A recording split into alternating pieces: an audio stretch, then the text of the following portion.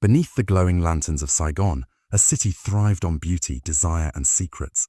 Its nights were thick with the scent of silk and the curling smoke of opium, where pleasure and peril intertwined. Courtesans moved gracefully through lavish parlors, laborers navigated dim alleys, and traders quietly controlled the flow of poppies that dictated the rhythm of life. Wealth and poverty coexisted, indulgence masking despair, while every inhalation carried both euphoria and consequence. The city's silk-smoked nights were more than decadence. They were a lens into human desire, survival, and the haunting cost of fleeting pleasure in a society balanced between elegance and ruin. Beneath the humid, lantern-lit streets of early 20th century Saigon, a scent drifted that was as intoxicating as it was dangerous. It was the smell of silk smoke curling from opium pipes, mingling with the cloying sweetness of poppies and the acrid tang of poverty. In the shadowed alleyways and gilded parlors alike, pleasure and desperation walked hand in hand. Courtesans in embroidered silk lounged alongside destitute laborers, opium flaring the senses of some and numbing the reality of others. Saigon was a city of contrasts, where wealth and squalor shared the same streets, and the allure of poppies promised escape from the harsh truths of colonial rule and human suffering. The opium dens were small kingdoms, each with its own hierarchy and ritual. The air inside was thick and almost tangible, carrying the heavy scent of burning resin, the quiet sighs of addicts, and the faint hum of muted music. Merchants, soldiers, and local elites alike came seeking the temporary liberation that poppies offered, unaware or indifferent to the grip the drug had on their bodies and minds. Women moved silently through these spaces, their presence both seductive and perilous, often caught between survival, dependency, and the transient comforts of pleasure. Colonial authorities turned a blind eye at first, fascinated by the exoticism of the East, yet wary of its dangers. French officials imposed regulations, but enforcement was uneven, and corruption seeped through the city like the smoke in its dens. The city's wealthier districts thrived on the trade, while its poorer quarters were left to grapple with addiction, exploitation, and the collapse of familial and social structures. In Saigon, the poppy was not merely a plant, it was currency, power, and control, shaping lives and livelihoods with invisible threads. The city's nights were a symphony of contradictions. Lanterns cast soft golden light over bustling markets and silent courtyards alike. From the high balconies of colonial villas, the elite watched the streets below, unaware of the intimate tragedies unfolding in the shadows. Young men, freshly arrived from the countryside, became easy prey for opium peddlers, their dreams of wealth and adventure quickly consumed by smoke-filled haze. Prostitutes, courtesans, and even some wives of merchants sought escape in the same smoke, their beauty and charm intertwined with a perilous addiction that promised pleasure but delivered suffering. In this world, silk and smoke were inseparable. The fabric of Saigon society itself seemed woven with the delicate numbing threads of poppies, pleasure and poverty, ambition and despair, beauty and decay. Everything existed in precarious balance, each thread pulled taut by desire, circumstance, and colonial influence. To understand the city's nightlife was to peer into the soul of Saigon itself, a place where the pursuit of pleasure often came at the expense of health, freedom, and even life itself. As the opium dens filled each evening, the city's hierarchy was visible in miniature, patrons reclining on mats, servants attending discreetly, and women negotiating survival in a space defined by both seduction and danger.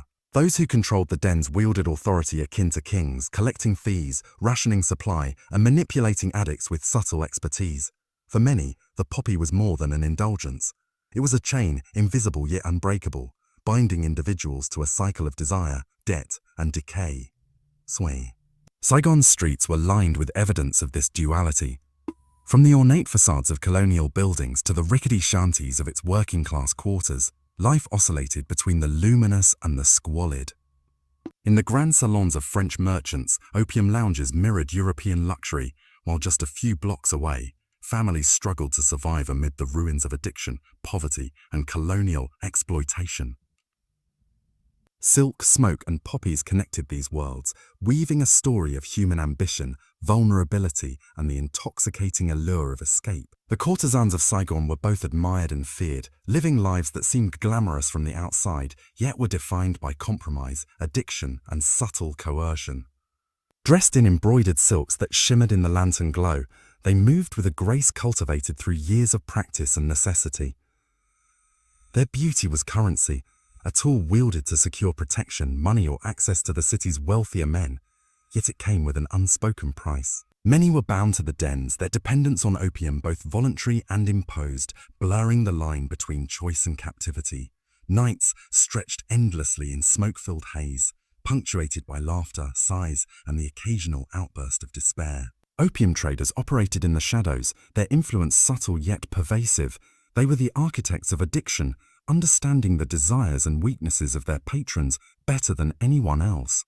Wealthy Europeans, local merchants, and soldiers alike fell under their control, exchanging coin for momentary bliss, unaware that each inhalation deepened their dependence. Some traders were ruthless, exploiting vulnerability for profit.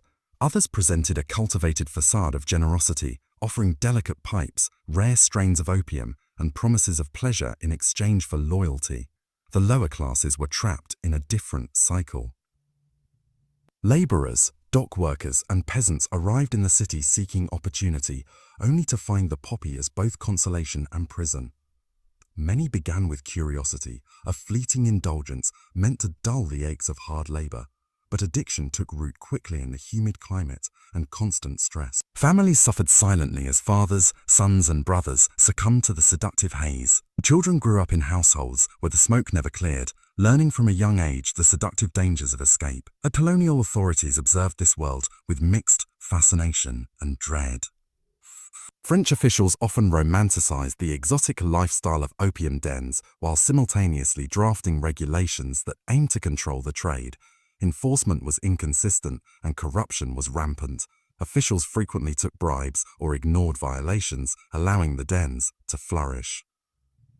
The city became a labyrinth of legal loopholes where pleasure and profit outweighed morality. The dichotomy of Saigon society, luxury and suffering coexisting, was laid bare in these nights where smoke and silk were ever present, binding every layer of life. Even within the dens, hierarchies dictated behavior.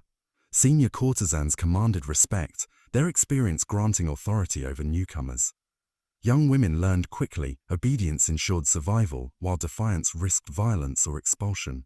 Addiction made them pliable yet dependent, ensuring that the delicate dance between dominance and submission was maintained. The patrons, meanwhile, were both captivated and ensnared, caught in a cycle that promised pleasure but often delivered disillusionment, illness, or ruin for ruin. The city's nights were punctuated by moments of paradoxical beauty.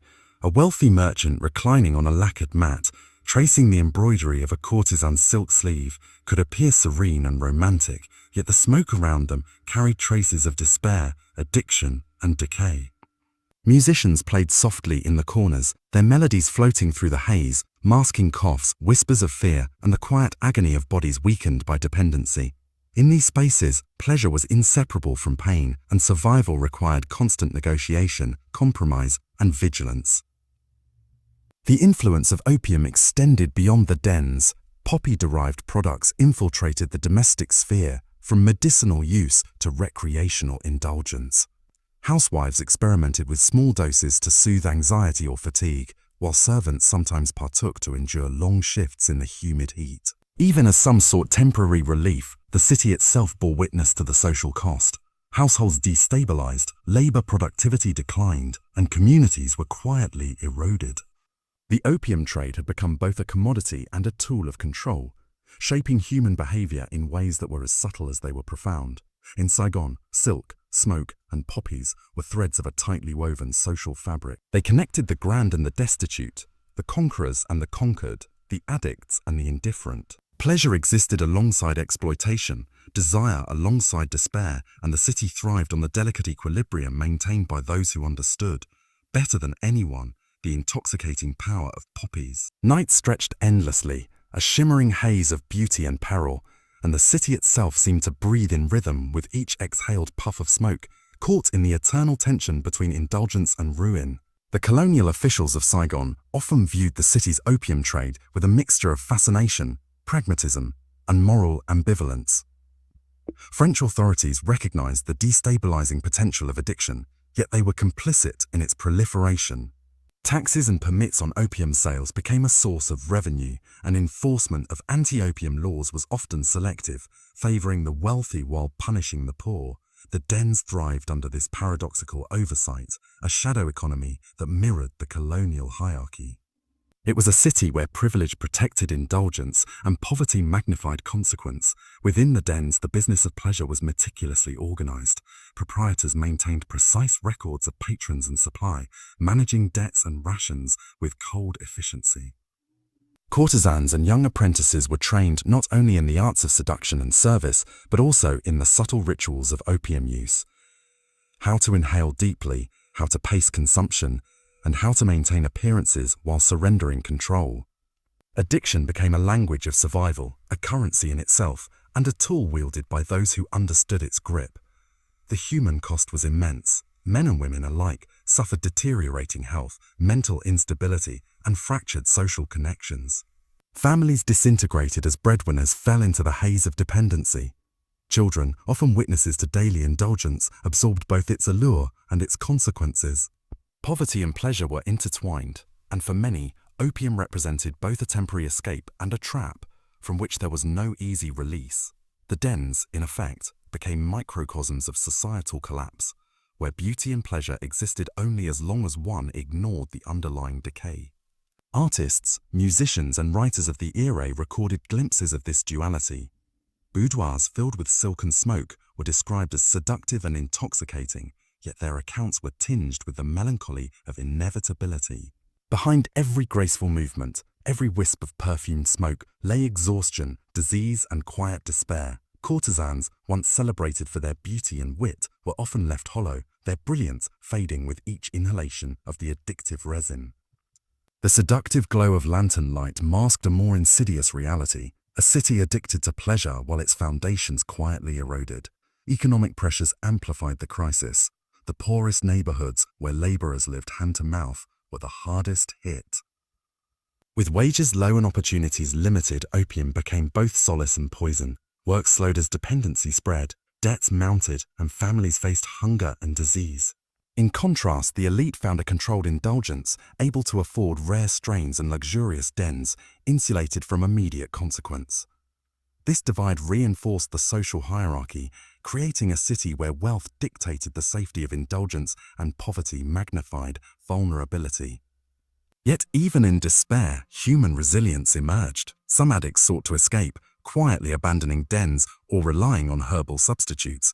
Courtesans occasionally found refuge through marriage or patronage, though the path to freedom was narrow and treacherous. Others simply succumbed, their lives fading into obscurity, leaving behind ghostly traces in smoke-stained rooms, abandoned garments, and whispered recollections. The streets of Saigon carried these stories like echoes, each alley and courtyard imbued with memory and loss. The city itself seemed alive with the tension of these extremes. Markets thrived on the trade of silk, spices, and opium. Lanterns illuminated both wealth and want. Music floated from opulent parlors into dusty streets. Pleasure and poverty were inseparable, and the people of Saigon navigated this duality daily. Addiction shaped social behavior, commerce, and culture, creating a rhythm of life defined by desire, escape, and consequence. In the glow of candlelight and lanterns, silk shimmered and smoke curled, binding a society to the alluring yet destructive promise of poppies. Even as colonial authorities intermittently attempted to clamp down on the dens, enforcement was patchy and often symbolic. Regulations were bypassed, bribery was rampant, and opium continued to flow freely for those who could afford it. This legal liminality reinforced the sense that pleasure and peril were inseparable, that survival in Saigon required navigation of both addiction and bureaucracy. The city's nights became a theater of contradictions. Opulence next to squalor, intoxication alongside despair, fleeting beauty shadowed by enduring decay. The silk-smoked nights of Saigon were more than indulgence.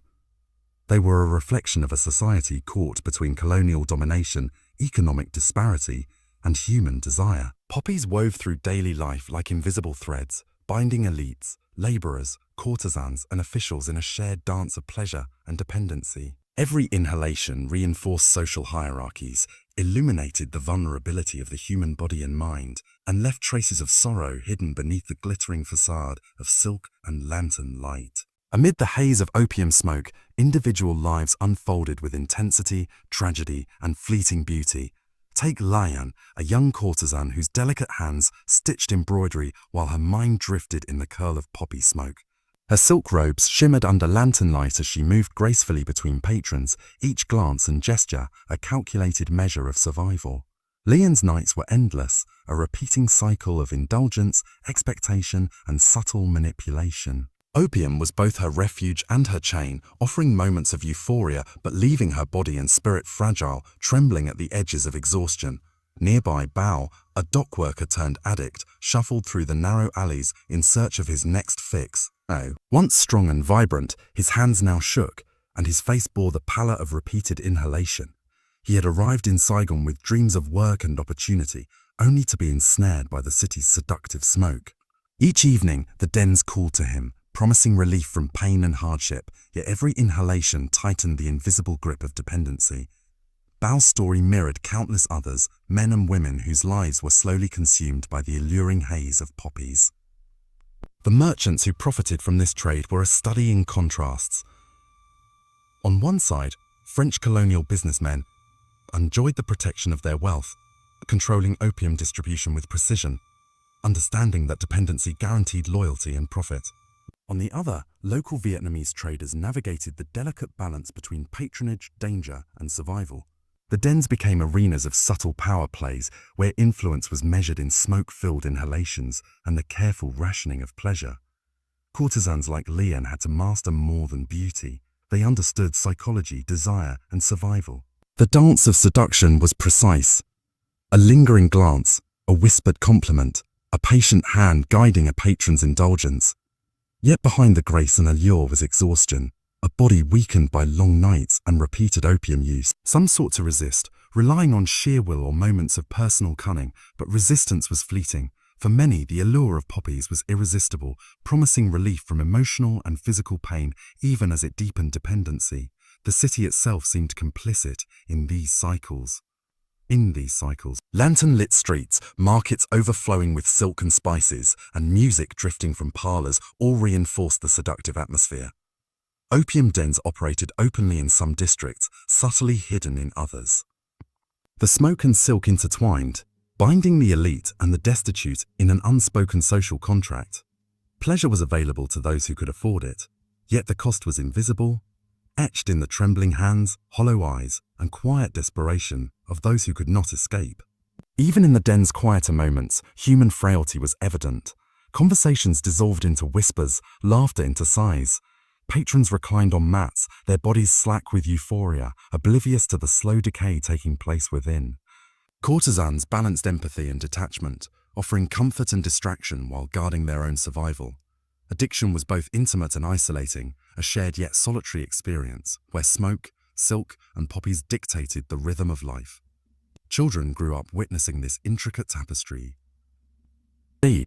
Sons and daughters learned early the rituals of indulgence, the hierarchy of the dens, and the delicate art of survival in a society where pleasure and peril coexisted.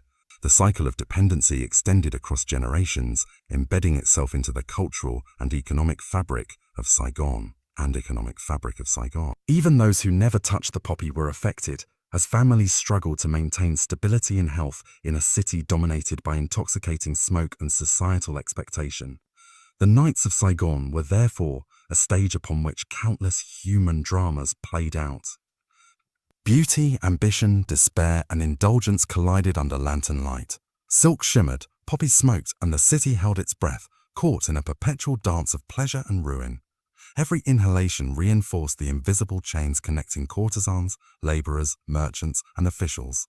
The smoke carried both ecstasy and tragedy, wrapping the city in a delicate but perilous veil, a constant reminder that in Saigon, pleasure came at a price few could truly measure. The opium trade in Saigon was as much a business as it was a social phenomenon, and the colonial authorities were deeply entangled in its web. French officials collected taxes on imported opium, profiting indirectly from the very addiction they were supposed to suppress. Enforcement of anti-opium laws was selective. Dens frequented by the wealthy were often left untouched, while smaller, local establishments faced raids and fines. Corruption was endemic, and bribes flowed as easily as smoke through the lantern-lit streets. So, the law became both a tool of control and a mirror of inequality, highlighting the vast chasm between privilege and poverty. Local Vietnamese traders and middlemen operated in the shadows, managing supply and demand with remarkable efficiency. Opium. They understood human desire intimately, rationing doses, manipulating debt, and offering luxuries to sustain dependence. For these merchants, the poppy was more than a product. It was power. Addiction created loyalty, dependence, and social control, ensuring that the cities marginalized and desperate remained tethered to the dens. Profit and human vulnerability were intertwined, a delicate balance maintained through subtle coercion, social knowledge, and intimate observation of patrons' weaknesses. Colonial officers themselves often found the dens seductive. Some participated in private gatherings, indulging in the exoticized pleasures of the East while maintaining the guise of oversight. Others observed clinically, documenting patterns of consumption, social hierarchy, and moral decay. Their reports revealed the paradox of Saigon, a city thriving on indulgence and exploitation simultaneously, where the line between observer and participant blurred. This duality reinforced the city's complex social architecture, where silk, smoke, and poppies defined the rhythms of life as much as law or labor. The economic impact was undeniable. Entire neighborhoods were sustained, disrupted, and reshaped by opium trade. Wealthy districts flourished, powered by taxation, commerce, and elite indulgence.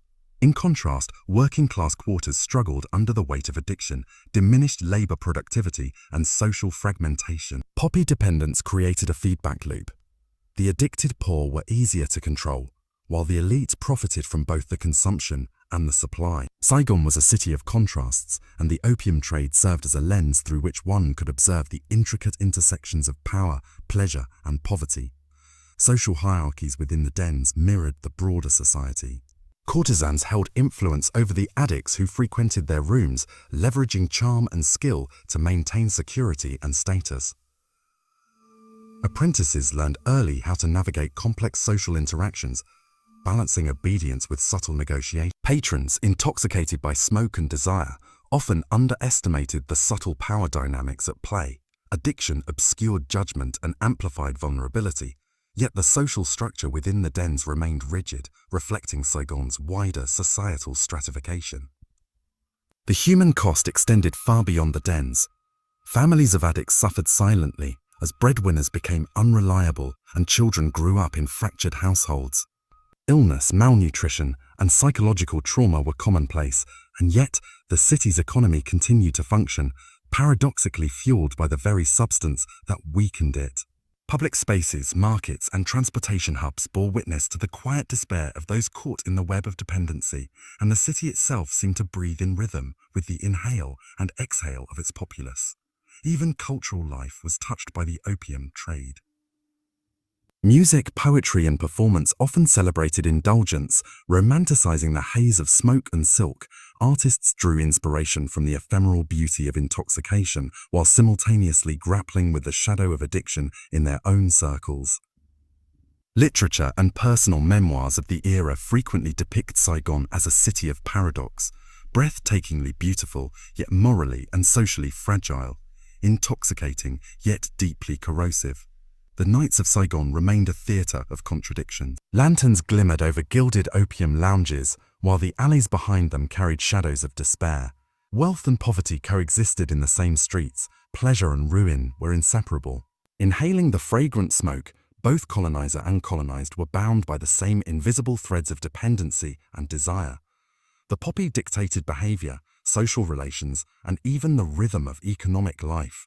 Pleasure and pain were entwined, and the city's vitality depended on this precarious balance. The silk-smoked nights of Saigon were more than indulgence. They were a reflection of society itself. Power, commerce, addiction, and beauty wove together to create our fragile tapestry. Courtesans, laborers, merchants, and officials all played their part, knowingly or unknowingly, in a cycle that promised temporary ecstasy while exacting permanent tolls. It was a city suspended between worlds, one of transient pleasure and one of enduring consequence. Each inhalation of poppy smoke, a reminder of the price of indulgence. The human toll of Saigon's opium trade was visible in the most intimate spaces, homes, alleys, and forgotten corners of the city.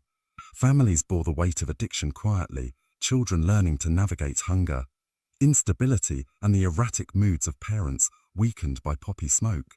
Mothers and fathers, once pillars of stability, became shadows of themselves, their lives consumed by craving and temporary relief. In some households, the faint scent of opium lingered alongside the aroma of cooking fires, blending domesticity and danger into a single, unrelenting reality. Young apprentices, many no older than 15, moved cautiously through the labyrinth of dens, courtyards, and alleyways. They learned quickly that survival required attentiveness, obedience, and adaptability. A single misstep, a defiance, an argument, or a delayed debt could result in expulsion or worse. Addiction intertwined with labor, weaving an invisible chain that bound them to both the dens and the families who relied on their wages. Poppies were the invisible masters of their lives, dictating hours, moods, and opportunities. For courtesans like Lian, nights stretched endlessly. Each encounter with a patron demanded both precision and performance, a delicate balance of charm and detachment. Opium soothed the exhaustion of their bodies, dulling pain and sharpening the senses simultaneously. Yet this relief was fleeting, a momentary escape that deepened dependence. Behind every laugh, every subtle caress, lay the toll of repeated indulgence, trembling hands, fading health, and the creeping realization that pleasure came at the expense of freedom. In the poorer districts, addiction perpetuated cycles of poverty. Laborers spent wages meant for food and rent on opium, leaving families vulnerable to hunger and disease. Small tradesmen, unable to resist the lure of temporary respite, found productivity waning. Communities fractured under the weight of dependency, and the city's pulse became uneven, wealth and indulgence thriving in some districts, misery and decay dominating others. The opium trade did more than seduce. It reshaped the very social and economic architecture of Saigon. The nights themselves seemed almost sentient, aware of the delicate balance between pleasure and peril. Lanterns illuminated both wealth and squalor, silk and rags, intoxication and despair. Music floated from opulent parlors to alleyways filled with desperate families. The scent of poppies intertwined with the fragrance of jasmine and cooking fires, creating an olfactory tapestry that marked the city's identity. Each inhalation carried a promise and a curse, pleasure and consequence entwined. Stories of ruin and redemption circulated quietly among residents. Some addicts sought to escape the dens, abandoning habit and pursuing modest trades or the safety of family life. Others succumbed fully, disappearing into smoke-filled rooms and forgotten alleys. Courtesans sometimes married wealthy patrons or relocated, leaving behind the dens that had defined their adolescence and early adulthood. Yet for most, the city's invisible grip endured, a reminder that Saigon's silk-smoked nights were not simply indulgence. They were a system of power, economy, and human vulnerability. Even the city's elite were not immune. French officers, merchants, and colonial administrators occasionally found themselves ensnared, seduced by the exotic allure of opium and the glamorous dens. Their indulgence highlighted the contradictions of colonial Saigon: regulation and profit, control and surrender, public morality and private vice. Each inhalation reinforced not just personal dependence, but also the structures of authority and inequality that sustained the city's complex social web. The impact of opium extended beyond the present. Generations were shaped by addiction, poverty, and indulgence. Children who witnessed parents' dependency learned survival early. Apprentices trained in dens internalized social hierarchies and the fragile balance between submission and control. Culture, commerce, and even the rhythm of the city's streets were molded by smoke, silk, and the persistent presence of poppies. Saigon's identity was inseparable from the intoxicating haze that hovered over it each night. Through it all, the city continued to thrive, a paradox of beauty and decay. Silk shimmered under lantern light, music floated on humid air, and life pulsed even in the shadow of addiction. Yet every shimmer carried a shadow, every note of music a subtle echo of suffering. The silk-smoked nights of Saigon were both celebration and cautionary tale, a city suspended between pleasure and peril, where every inhale of poppy smoke carried the weight of generations, the pulse of commerce, and the fragile thread of human survival, all. In the dimly lit corners of Saigon, the opium traders ruled with quiet authority. Their influence was subtle but absolute. Every puff of smoke carried the weight of their control. They understood human desire intimately, leveraging addiction to maintain loyalty and ensure profit. Some were ruthless, exploiting weakness for personal gain, while others cloaked their exploitation in charm and generosity. Traders kept meticulous records, tracking patrons' debts and consumption, ensuring the delicate balance between pleasure and dependence was never disrupted. The dens themselves became theatres of power, where every gesture, glance and word was loaded with negotiation and unspoken rules.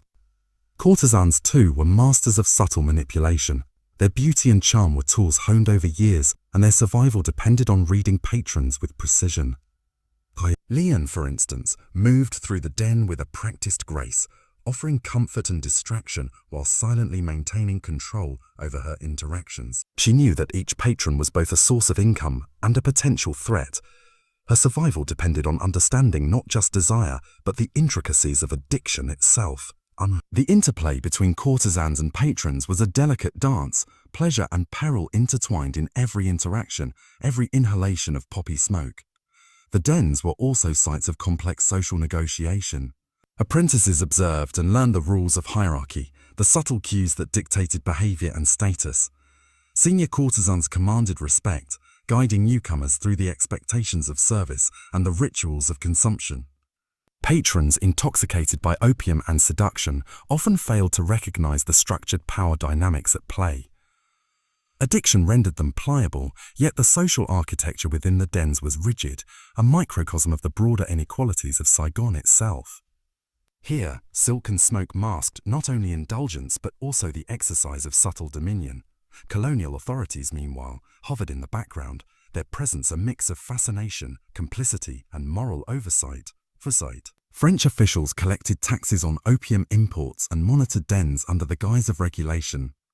Some engaged privately in the same indulgences they were charged with controlling, blurring the lines between enforcer and participant. The dens became arenas where law, morality, and desire intersected, reflecting the contradictions of colonial governance.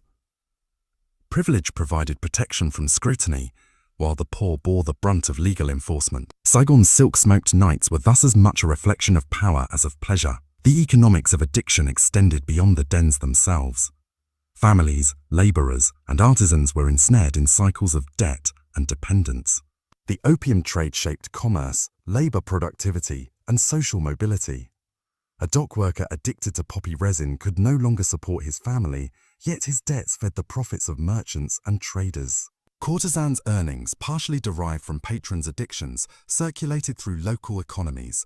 Even artisans and suppliers involved in the creation of luxurious goods were connected indirectly to the flow of opium, making the city's wealth inseparable from its shadowy indulgences.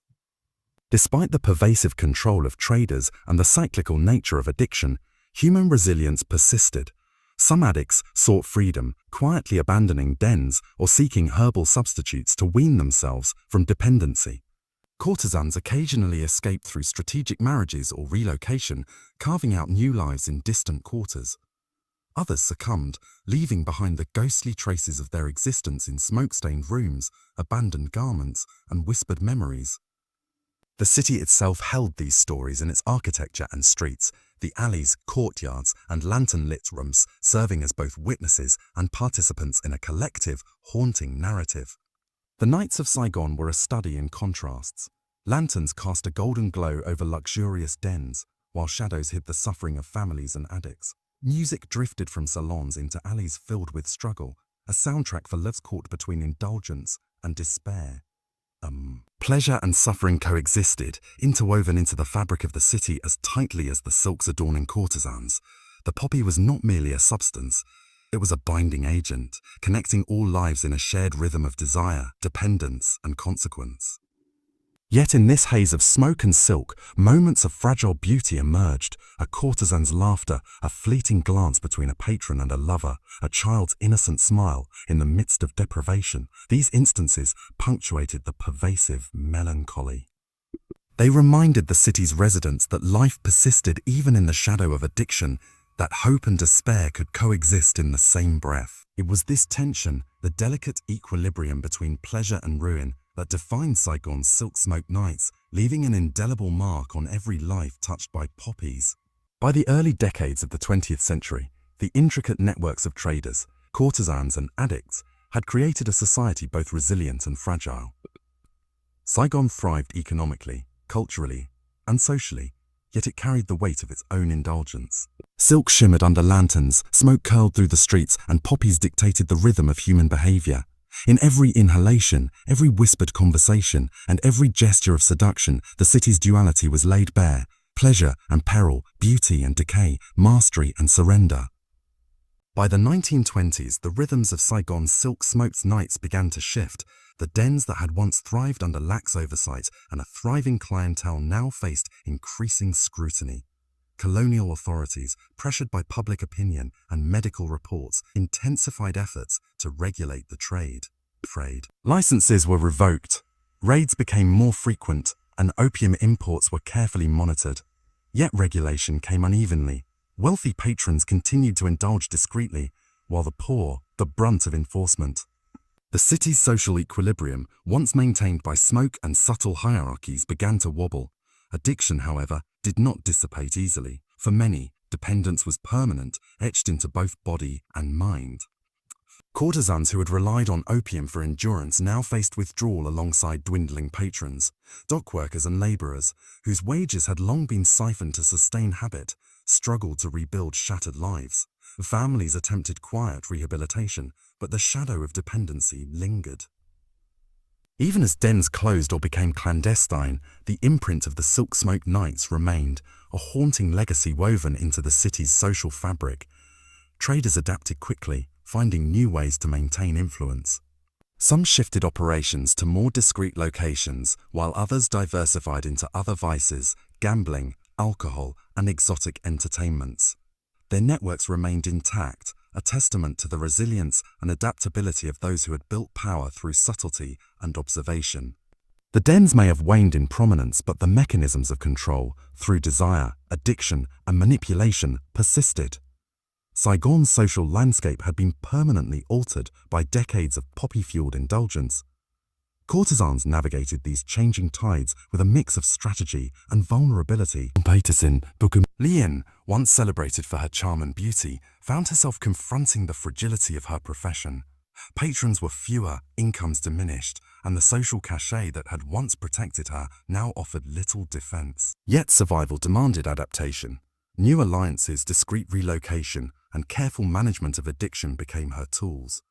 Her experience reflected that of many women whose brilliance had been intertwined with smoke and silk, whose lives now required negotiation with a world less forgiving. The cultural consequences of the opium trade were equally profound. Music, literature, and art from the era frequently referenced the haze of addiction, often romanticizing it, even as it acknowledged its costs. Writers depicted the streets, alleys, and parlors of Saigon with vivid realism, capturing both beauty and despair. Courtesans and patrons became archetypes of desire, addiction, and tragedy, immortalized in stories that blended reality and myth. In this way, the city's silk-smoked nights were preserved not just in memory, but in culture, ensuring that future generations would glimpse the paradoxical allure and peril of the era. Economic consequences lingered as well. Neighborhoods that had flourished through opium revenue faced decline, as laborers' productivity fell and wealth accumulated unevenly. Families that had been trapped in cycles of dependence struggled to regain stability, and children born into these environments carried the invisible weight of addiction into adulthood. Saigon's development was shaped as much by its vices as by its trade, its architecture, and streets bearing silent witness to the human cost of indulgence. The moral ambiguities of colonial complicity became more apparent. Authorities had profited from the trade even as they condemned it, enforcing laws selectively and preserving privilege while punishing the vulnerable. The city's social hierarchies, once maintained by subtle networks of control within the dens, were reinforced by structural inequality, creating a society in which wealth and addiction were intimately linked. For the poor, the poppy had been both a temporary reprieve and a lifelong burden. For the elite, it remained an indulgence that highlighted their privilege. Yet, even in decline, the silk-smoked nights retained a certain haunting beauty. Lanterns still shimmered over quiet courtyards. The scent of lingering opium mingled with the aroma of cooking fires, and the music of bygone dens could still be faintly heard in memory and in story. Pleasure and peril continued to coexist, though the balance had shifted. Saigon's nights became quieter, but the imprint of decades of indulgence remained, etched into the city's streets, its people, and its culture. In reflection, the silk-smoked nights of Saigon stand as a complex narrative of human desire, social structure, and moral ambiguity. The poppy, once a symbol of fleeting pleasure, left behind consequences that rippled through families, communities, and generations. Courtesans, traders, officials, and laborers all bore its mark, navigating lives shaped by addiction, survival, and fleeting beauty. The city itself, vibrant and resilient, carried the duality of indulgence and decay, a testament to the fragile balance between pleasure and consequence. By the mid-1920s, Saigon's silk-smoked nights had become a shadow of their former glory. Many dens had shuttered, patrons had dwindled, and the subtle networks of traders and courtesans had been disrupted by stricter colonial enforcement and the changing economy. Yet even in decline, the city bore the unmistakable imprint of decades of indulgence. Families, communities, and the urban landscape itself carried the residue of addiction, loss, and fleeting beauty. The silk and smoke lingered in memory and culture, a haunting testament to an era of pleasure intertwined with peril. For the courtesans who had thrived in the dens, life became a delicate negotiation between survival and reinvention. Lian, once a luminary of opulent halls, faced diminishing influence as younger women replaced her and patronage declined. Yet her experience, grace, and understanding of social dynamics provided her with a new kind of power, subtle autonomy, and the ability to navigate a city still dominated by smoke, desire, and economic imbalance. Her story mirrored countless others, women whose brilliance had been nurtured and constrained by the opium trade, now tasked with rebuilding identity and agency in its aftermath. Laborers and artisans, who had been ensnared by addiction, struggled to reclaim their lives. Bao, once a dock worker consumed by dependence, attempted to restore fractured family ties and resume work on the waterfront. Recovery was neither immediate nor complete. The physical and psychological toll of years under poppy influence persisted. Communities learned slowly that the consequences of indulgence extended beyond individual suffering, shaping economic productivity, social cohesion, and intergenerational health. The city's streets, once vibrant with commerce and smoke, now bore the quieter, somber marks of rehabilitation and memory. Cultural expression continued to reflect and process the legacy of opium. Writers, poets, and musicians referenced the silk-smoked nights with a mix of nostalgia, critique, and moral reflection. Paintings captured the shimmer of lantern light over dens, the graceful lines of courtesans, and the melancholy of patrons lost in addiction. Memoirs detailed personal experiences, blending beauty and despair, offering a humanized lens into the social complexities of Saigon. In this way, even as the physical presence of opium waned, its influence persisted, preserved in art, story, and collective memory. Colonial authorities reflected ambivalently on the era. Some acknowledged the human cost of decades of indulgence and selective enforcement, while others emphasized the role of regulation in reshaping public morality. The inconsistencies of law, privilege, and oversight were laid bare, revealing that control and complicity had always been intertwined. The silk-smoked nights, once a symbol of indulgence and clandestine power, had become a historical caution, highlighting the fragile interplay between desire, governance, and societal consequence. Even the urban landscape preserved traces of the past. Alleyways, courtyards, and shuttered dens remained as markers of a city once alive with intoxicating smoke and whispered indulgence. Families and communities carried the stories of ancestors who had lived through addiction and decadence. The rhythms of daily life, though quieter and more regulated, were still shadowed by the memory of indulgence, the lingering scent of poppies, and the cultural lessons that decades of dependence had imparted. Ultimately, the silk-smoked nights of Saigon illustrate the paradox of human desire. The pursuit of pleasure can inspire moments of beauty, creativity, and connection, yet it carries inevitable consequences. Silk and smoke, elegance and decay, indulgence and ruin coexisted in a delicate balance that shaped the lives of all who inhabited the city. Saigon became a living testament to the costs and complexities of indulgence, where pleasure was inseparable from peril and beauty was often shadowed by the consequences of excess. In reflection, the era's legacy is multifaceted. It is a story of human ingenuity and resilience, of the seduction of desire, and of societal structures that both enable and constrain behavior. It is also a cautionary tale of how pleasure, when entwined with power, economics, and social inequality, can produce outcomes both compelling and destructive.